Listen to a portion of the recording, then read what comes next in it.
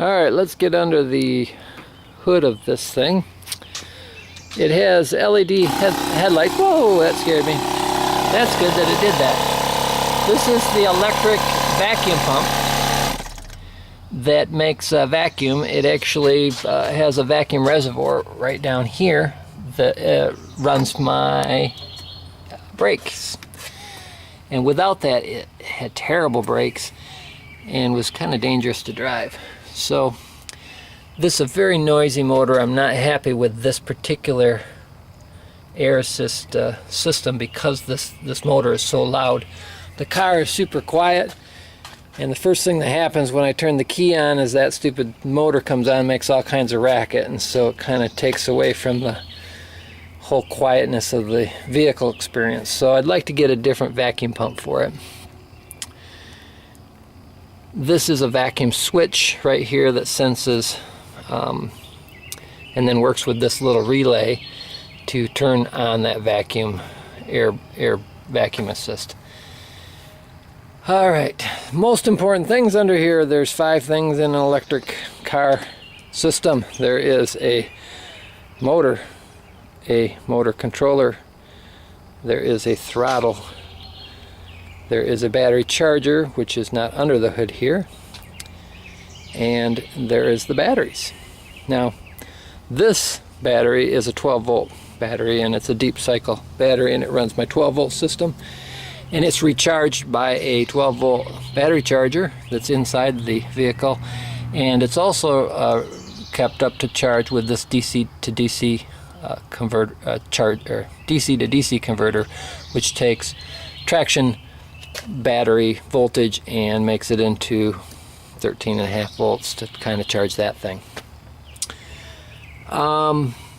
There is a large on-off switch here. It's just a big circuit breaker they got from somewhere for turning the whole system on and off. They had a shunt in here, which I'm not using, but that came with the car, and that's wired in series with this contactor here, which disconnects electrically power to my controller. This is a Curtis controller. Been really happy with the setup here. It's kind of a nice balanced system. It's not a super powerful controller, but it's not a super powerful motor either. This is a General Electric motor, and I understand, I've been told that it was a starter motor for aircraft originally, and they made a nice motor mounting bracket here that goes on the faceplate of the electric motor. Excuse me, on the tail end of the electric motor. This is a series DC motor, and they've got a bracket they put on the tail end of it that goes right to the original motor mount. You can see the original motor mount here, and on the other end they made a nice adapter plate that goes right to the transmission. And there are brushes on this motor. There's the brush keepers here. They're a little spring-loaded system here that I can actually remove the brushes, but I can actually see the brushes in here and do a little visual inspection without even removing the brush from the holder. But it's real easy to pull the brushes, see how we're doing for brush life.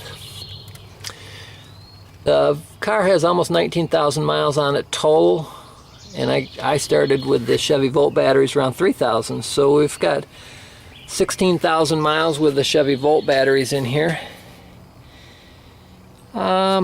Here's the throttle. That's just a regular golf cart type pot throttle,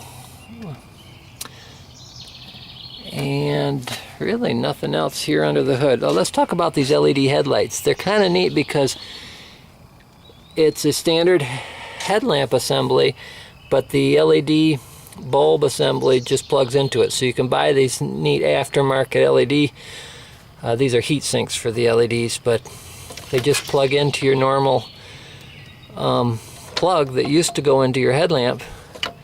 So it's really neat system. These are pre-charge resistors for the controller. So when I press my clutch pedal in the car, it runs current through here to pre-charge my controller up to, I try and wait till around at least 100 volts, so there's not a big inrush current hitting my controller and blowing up the capacitors in there. So system balance, I said this is around a 40 horsepower rated motor. That's a 400 amp controller. It's a, I forget the specs on that, but anyway, I'm running between 100 and 112 volts with my system. The most I ever see pushing at this motor, 30 kilowatts on my cycle analyst meter. It's hard to ever get more than 30 kilowatts thrown at it, like even when you're taking off full throttle. So, and then continuous, what we're throwing at this motor when we're running down the highway at 55 is between 10 and 12 kilowatts to go 55 mile an hour. If I'm going 65 mile an hour, I'm having to use 18 to 20 kilowatts to maintain on the flat 65 mile an hour.